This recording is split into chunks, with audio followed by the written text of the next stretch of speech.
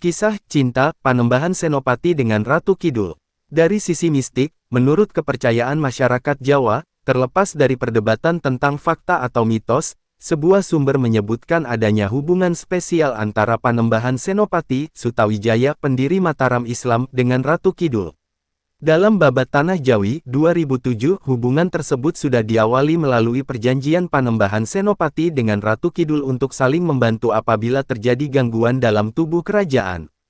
Mengenai hubungan ini, Arwan Tuti Arta menjelaskan jika Panembahan Senopati digambarkan sebagai tokoh yang sangat sakti dalam Babat Tanah Jawi 2007.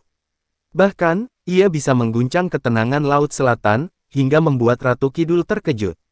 Sebab, guncangan tersebut membuat ikan-ikan geger, air laut seperti direbus, serta suaranya seperti gemuruh mengerikan. Selama hidupnya, Ratu Kidul baru menyaksikan laut berguncang. Sehingga, ia bertanya-tanya, apakah matahari jatuh ke laut atau hari kiamat telah tiba. Ternyata setelah diselidiki, itu akibat pengaruh kekuatan doa Panembahan Senopati ketika berada di Laut Selatan. Momentum tersebutlah yang diketahui sebagai asal mula perkenalan Ratu Kidul dengan Panembahan Senopati. Saat bertemu, Ratu Kidul meminta belas kasihan kepada Panembahan Senopati. Melihat Ratu Kidul, Panembahan Senopati ternyata tergoda oleh kecantikan Ratu Kidul, hingga tumbuh benih-benih asmara. Kemudian, Panembahan Senopati mengikuti Ratu Kidul menuju keratonnya di bawah laut. Sesampainya di Kedaton, mereka beristirahat dengan ditunggui jin, setan, dan peri perayangan. Senopati kagum melihat perabotan yang ditata Ratu Kidul dengan indah sampai kepada tempat tidurnya. Panembahan Senopati pun benar-benar terpesona dan jatuh cinta pada Ratu Kidul. Hingga kini, masih ada kepercayaan yang menyebut bahwa Ratu Kidul siap membantu Panembahan Senopati dan keturunannya apabila menghadapi suatu masalah.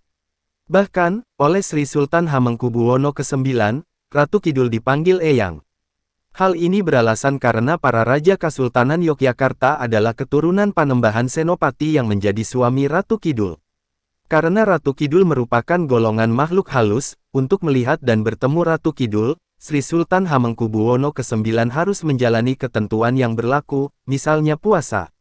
Anggapan adanya hubungan mistis Raja-Raja Mataram dengan Ratu Kidul, menempatkan diri Raja tidak hanya merupakan manusia biasa, tetapi manusia yang memiliki kemampuan dan kekuatan yang di atas kodrat.